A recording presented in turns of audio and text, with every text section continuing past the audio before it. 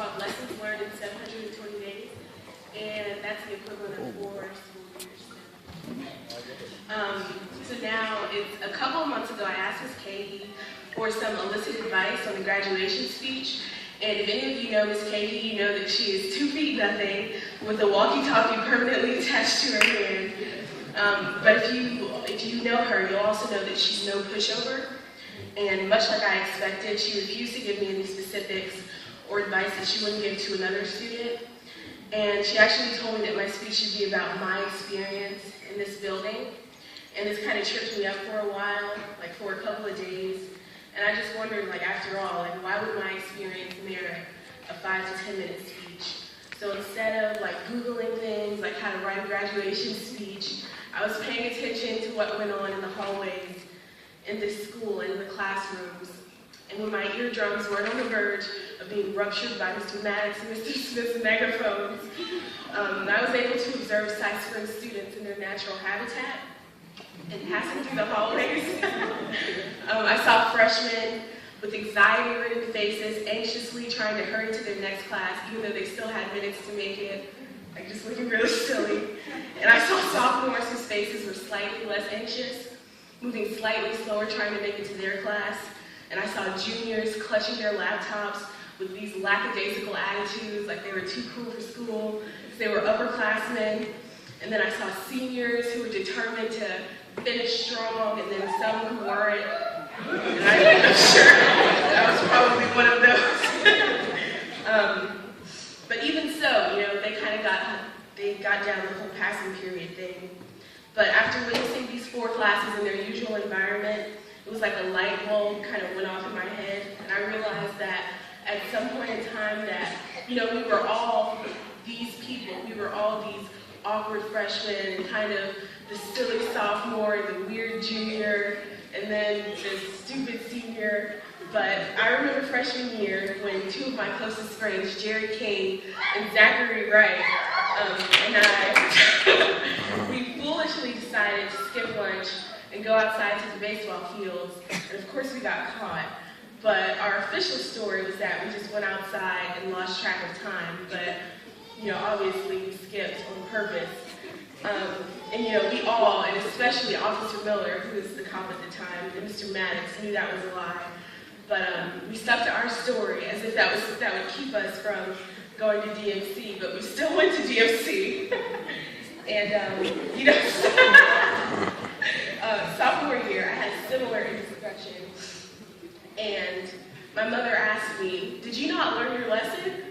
And I just looked at her and I was like, I guess I didn't. And, you know, it was just really, it honestly was, it was that simple. And I just realized that, you know, instead of just going through the motions of kind of going to school and being a senior, that I should really start to let things kind of sink in and learn lessons. And it was like that day, I was like, you know what, I need to stop turning in essays at 11:58. I need to get my stuff together. And, you know, I just realized I should be doing things like begging Mr. Fanning to please, please, please accept my early release request, even though I think it was like a week late, because I got it denied after, you know, for whatever reason.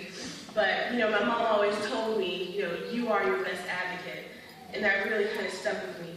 And I figured, you know, I should be doing things like that. And I should also be doing things like getting to know the librarian, Mrs. Soko. I think she's over there somewhere. I should be doing things like getting to know her and the on-campus police officers, because they might be the most resourceful people in the school. And I should be doing things like teaching myself humility and graciousness and perseverance and being humble and being earnest.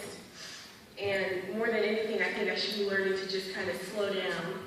Because I think that right now we live in this time where everything is kind of like being improved upon. Like with iPhones, like, you know, you see this ad and it's like the best yet. And then it's like 6 months later, you see a new iPhone's been released, and then it's like the best yet again. And it's like, oh my gosh, I just spent like $300 on an iPhone, like what's going on?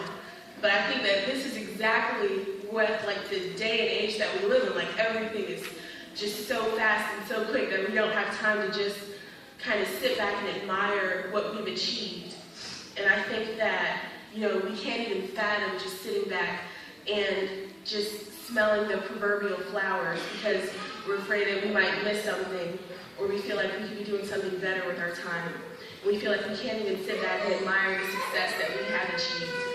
And after all, I think that we have endured tests and quizzes and standardized tests and just the pressures of growing up. And I think that in all actuality, we have so much to be proud of. And even though the economic value of a high school diploma is going down, I think that even though this is the case, it doesn't mean that we can't personally value this crazy ride that we've been on.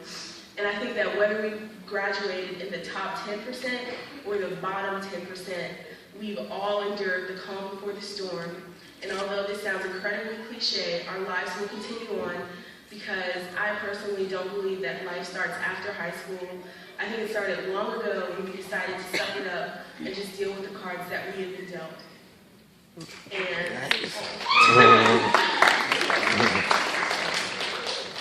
And I can remember being a little older than 8 or 9 years old and hearing my mom's friends say things like, she's so tall, or she's so smart, because I used to read a lot when I was younger. And then, I'd hear them say, but she's going to have to work twice as hard because she's a double minority. And they'd be talking about the fact that I'm African American and then the fact that I'm a woman. And, if any of y'all know me, you know that really kind of stuck with me because I'm somewhat of a feminist. But, and this stuck with me until I was about 16 years old because I was so conflicted because on the one hand, it's like facts are facts. And, it is harder to break barriers when you're a double minority. But on the other hand, it's like, why should I have to work harder to transcend something that I have no control over? And I think that going to this school at Cy Springs, I met so many women and so many African Americans who have just made me so proud and just given me so much purpose as far as, teaching me what it is that I want to do with myself. And I think that it was in this school that I did discover my purpose and what I wanted to do with my life. And my wise friend, Zara Najee, we were actually talking about this speech, and she told me about this quote that she found online, and it was, I should have done better, I could have done better, but I'm better than I was yesterday. And I just thought it was so cool because I think that high school just perfectly illustrates that because, it's like while we might fall short of our goals, we still have so much to celebrate for.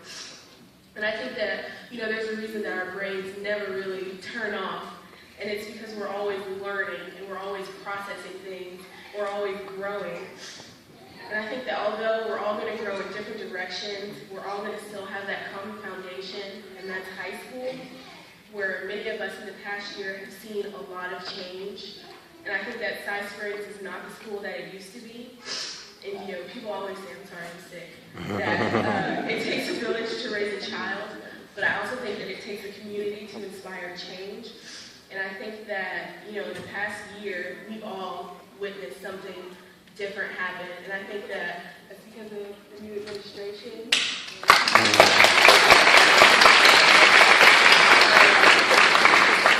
And I think that it would be easy to say that, her new principal, Mr.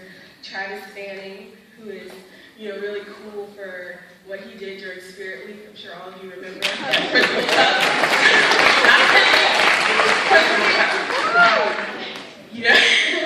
I think we've all felt like a lot of years come in place to make Cy Springs the school that it is now. And I think that a lot of us are proud to say that we graduated from here. But, and I think that this happens on all levels, and not just, the administration or the staff or the faculty, but all levels. And I think that one of the most beautiful people I've ever met is probably Miss Bobby, who is the head custodian at this school.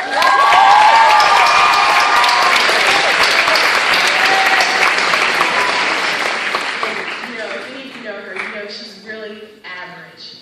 But at the same time, she's so beautiful, and she's such an extraordinary person, and she has such a fire about her. And I remember I used to sit with her, I think it was like sophomore year, at lunch. And I just used to listen to her talk about her husband, who she's been married to for a really long time, or just hearing her talk about like some stuff going on in her life. And I just remember thinking that like what amazed me about her is how strong she is, that, you know, even though she's tired or that she's going through stuff at home, that she still has the strength to be like, hey baby, you know, like she says, and then to like blow